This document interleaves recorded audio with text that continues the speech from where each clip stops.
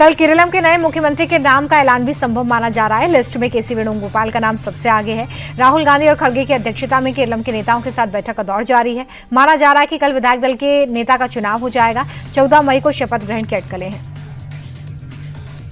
पश्चिम बंगाल में शुभेंदु कैबिनेट में विभागों का बंटवारा हो गया है। अग्निमित्रा पॉल को महिला कल्याण विभाग, दिलीप घोष को पंचायती विभाग की जिम्मेदारी मिली है। खुदीराम टूडू को आदिवासी विभाग, तो अशोक कीर्तनिया बंगाल के नए खाद्य मंत्री बने हैं। चुनाव के दौरान बंगाल के सीईओ रहे मनोज अग्रवाल को बड़ी जिम्मेदारी मिली है। बंगाल के राज्यपाल RN रवि ने उन्हें राज्य का चीफ सेक्रेटरी नियुक्त किया है। मनोज अग्रवाल 1990 बैच के IAS अधिकारी हैं। चुनाव के दौरान उनके परफॉर्मेंस से खुश होकर राज्यपाल ने यह फैसला किया है। अब से मनोज अग्रवाल गृह विभाग में चीफ सेक्रेटरी की भूमिका निभाएंगे। प्रधानमंत्री नरेंद्र मोदी ने 24 घंटे में दूसरी बार देशवासियों से अपील की। गुजरात के वडोदरा से प्रधानमंत्री ने विदेशी मुद्रा बचाने को कहा। लोगों से पेट्रोल डीजल का कम से कम इस्तेमाल करने और विदेश यात्रा टालने की अपील की। प्रधानमंत्री ने कहा कि संकट के समय हमें एकजुट होकर स्वदेशी अपनाना है। दफ्तरों को वर्क फ्रॉम होम का पैटर्न अपनाना चाहिए। पब्लिक ट्रांसपोर्ट के इस्तेमाल पर जोर देना चाहिए।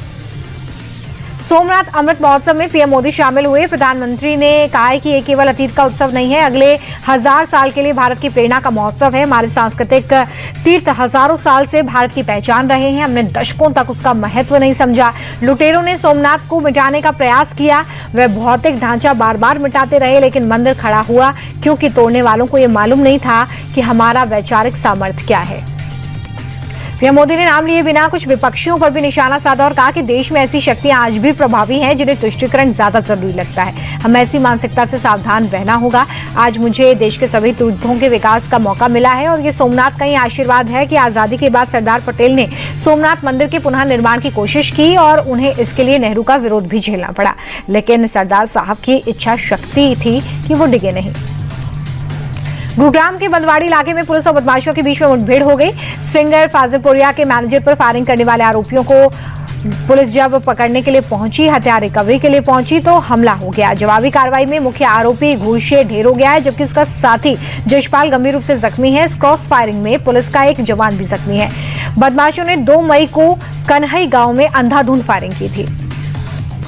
दिल्ली में नॉर्थ ईस्ट की महिला के साथ स्कॉचिंग के मामले में पुलिस ने FIR दर्ज कर ली है। नेहरू प्लेस इलाके में महिला और उसके दोस्त के कुछ लड़कों की बहसबाजी हुई। महिला ने लड़कों पर पीछा करने का आरोप लगाया। महिला और उसके दोस्त के साथ लड़कों ने गाली गलौज की, जिसके बाद महिला ने पुलिस में शिकायत दर्ज करवाई है। फिलहाल पुलिस आरोपियों की तलाश कर रही है।